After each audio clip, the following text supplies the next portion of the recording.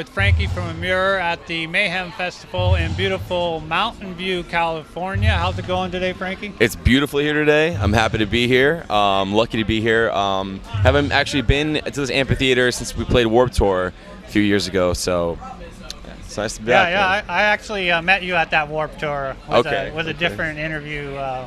I was a camera person. All right. Yeah. You upgraded yourself, I see. Yes, Now you got no crew. Now the big time, just me and all these cameras. Man. Nice.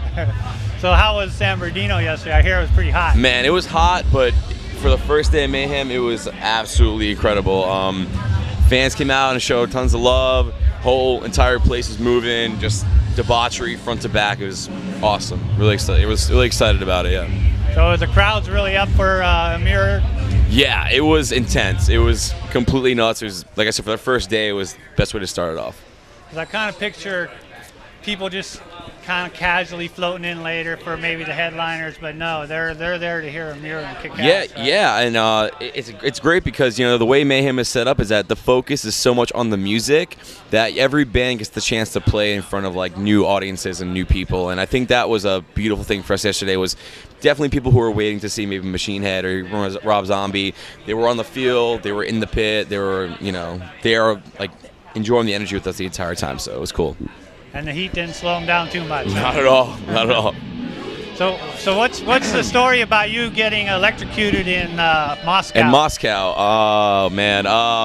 So the club Plan B, the people that run it, they're good people or whatever, but they're not electricians. Uh-huh. So that kind of turns into a sticky situation when you're building a new stage and you haven't wired anything correctly. So bad grounding mixed with everything being soaking wet, from the people in the room to the stage to us, everything, so those two things together, an accident happened. And I'm very lucky because I've actually heard worse stories. Actually, I heard someone on this tour, another singer, I can't say who, but had the same thing happen to them and their two front teeth got knocked out. Oh, wow. So I'm lucky, what I'm saying? I just kind of got, zapped. So you didn't like pass out and see God or anything? I see God all the time. I see God everywhere. But No, I was conscious the whole time, and actually, if you watch the video, the current is still running through me the whole time until they take a microphone away from me. So I was able to sit up and walk off stage. So yeah, you feel very lucky, huh? I do feel very lucky, yes.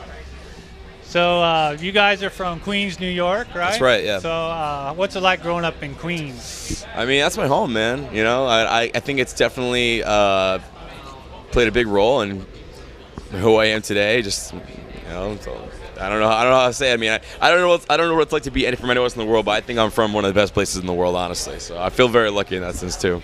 But is it like a tough town, or I mean, every city has got like their bad parts and good parts. I don't think I grew up in like a bad neighborhood or anything. It was like pretty suburban neighborhood I grew up in, but it's kind of like a jungle out there regardless. I mean, things change. Like now with the internet, it's like everything's way more quiet and peaceful everywhere now. You know what I mean? Back in like the 90s and stuff like that, it was definitely more of like a no man's land kind of feel when you would like go to hardcore shows or that kind of thing. But now everything is like super chill.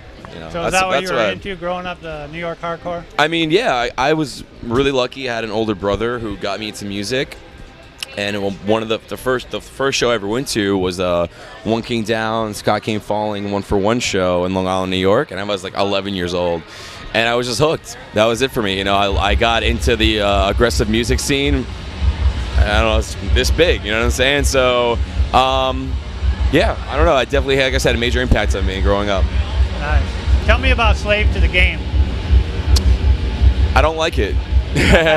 I never talk about it. I mean, I do get asked about it quite often, but yeah, I don't think it's the record that is a staple for us. I don't think it really speaks for us correctly, and we were in a really bad place internally when that music was happening.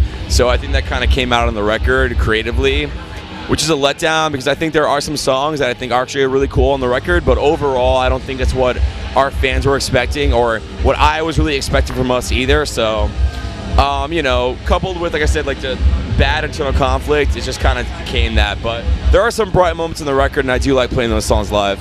So what would you change about it? Everything. Everything. Everything.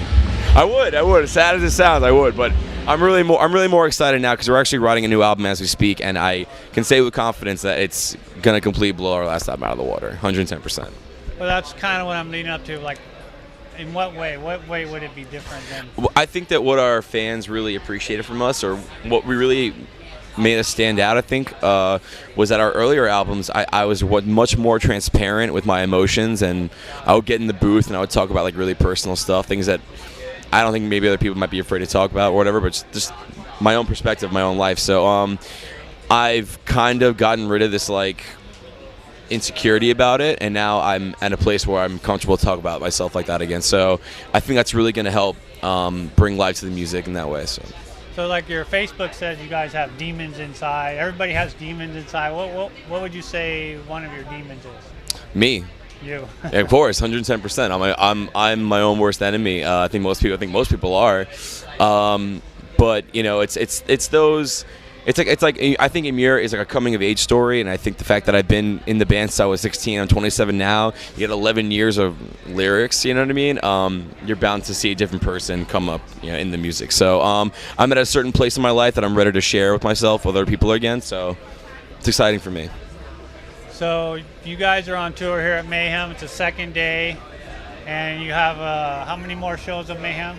How many more shows? It's in the last date is July 29th, in I believe in Dallas. I think it might be correct. Yeah. And then what's after that for you guys? Like I said, we're writing an album right now. August, I'll be enjoying some time off at home, and then once that's over, we go to Europe, and after Europe make a record. So all our fans can stay tuned to like all the cool stuff. Yeah.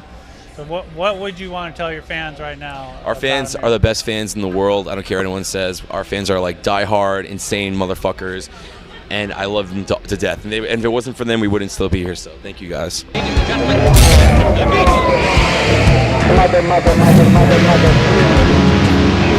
Mother.